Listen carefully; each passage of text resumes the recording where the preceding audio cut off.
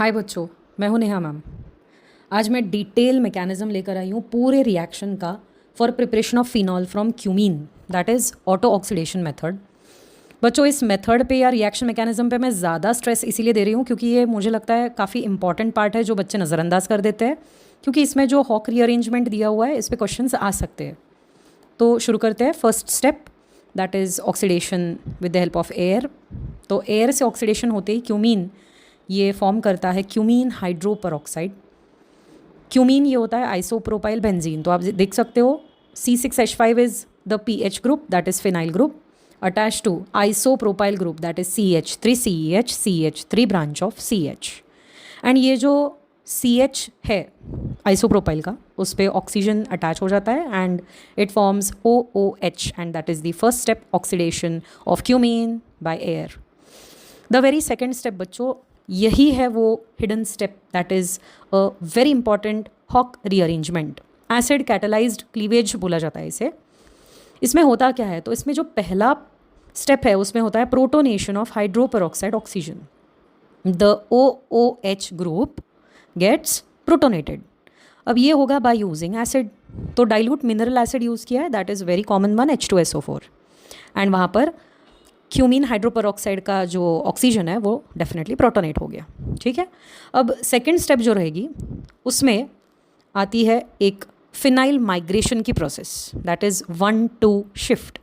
तो phenyl group जो है that is the C6H5, it migrates from tertiary carbon to the adjacent oxygen atom. मतलब phenyl group जो C6H5 है ये माइग्रेट करता है टर्शरी कार्बन से। टर्शरी कार्बन मतलब कार्बन जिसके ऊपर 3 और कार्बन डायरेक्टली अटैच्ड है, एंड वो जाता है एडजेसेंट ऑक्सीजन एटम की तरफ। साइमल्टेनियसली पानी भी एलिमिनेट होगा, निकल जाएगा।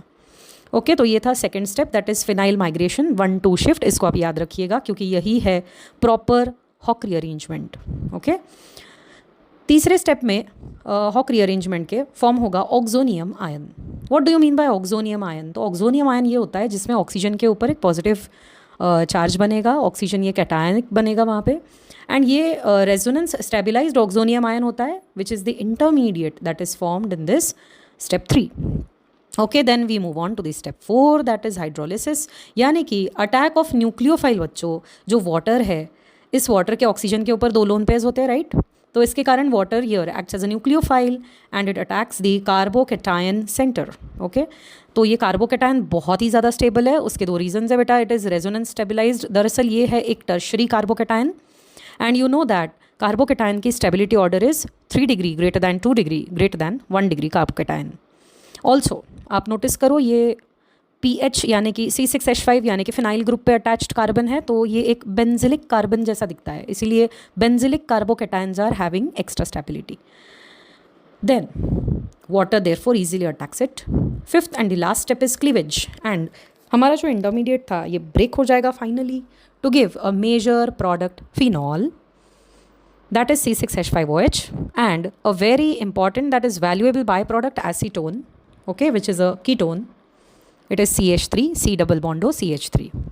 तो अगर क्विकली इस चीज़ को याद रखना है आपको पूरे मैकेनिज्म को, तो ऐसा कह सकते हैं कि cumene produces hydroperoxide, okay, on oxidation, and further due to 1,2 phenyl shift leads to formation of main major product that is phenol and a valuable byproduct acetone।